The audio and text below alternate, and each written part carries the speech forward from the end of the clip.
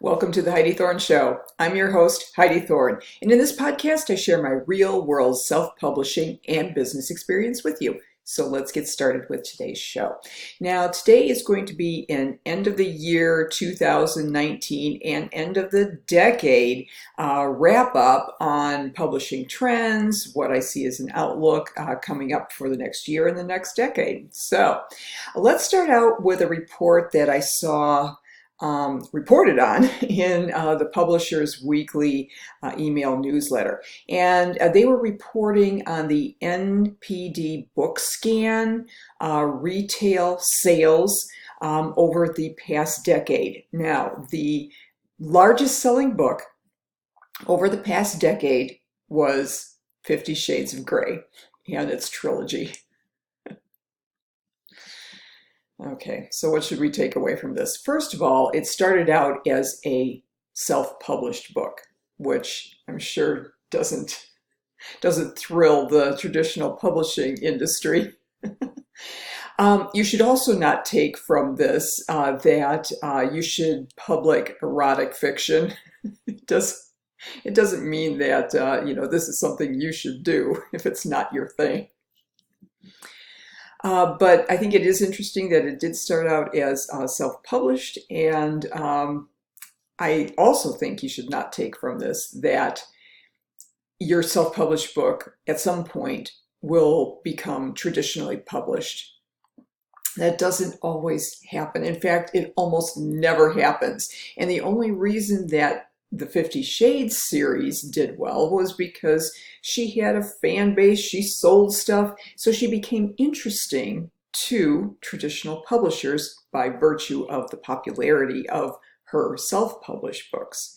So your self-published books have to be very, very popular, and you have to have a really big social media and email subscription, and you have to have a big following in order to achieve that kind of feat. So let's go over what this book scan report had in terms of print versus ebook sales. Now, this report, according to this source, says that there were 6.5 billion print books sold in the past decade. And that is in comparison to 1.8 billion ebook sales. Now, the thing you should not take away from that is that print is dominating. Well, it is technically, I guess you could say. But we have to remember, over the past decade, ebooks were still relatively new. In 2007, just before this decade, the 2010s dawned, Kindle came out in 2007. So that was only a couple years before this decade began. So we're still in an early adoption phase for ebooks. And the other thing that was mentioned in this article, and which I have reported on in other podcasts and blogs and every place else, is that audiobooks are growing at a tremendous pace. One of the reports I saw, I think it was Forbes or Fortune, one of those, said that it was 25% growth year over year. Those are astounding growth levels. So I think what we're seeing here in the past decade and what we will see in the coming decade is that how people consume books is changing. And so we as authors, and especially those who are self-published, because we're the publisher too, we have to make sure that we're keeping our formats current with what readers want. So I would suggest that you go with a multi-format policy with yours, print, ebook, audiobook, if appropriate for your particular book. And here's another interesting little tidbit from this report. It said that in 2010, there were 80% of the books were fiction. But then by the time 2019 rolled around, that had dropped, and that nonfiction went from maybe 20% of the whole publishing book sales retail category up to like 32%. So nonfiction is growing as well. Shorter books, including poetry and self-help. Now, that's pretty interesting, huh? So, okay, so my take on some of this and some of my observations over the past decade and the past year are very similar to what I've just discussed. It mirrors that.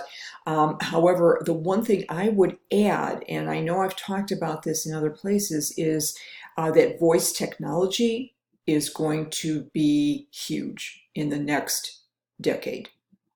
So, and especially in the next coming years, because we have to remember that voice technology, in terms of the voice assistants, those only came on board in the mid 2010s. I believe Alexa was starting to come out about 2014.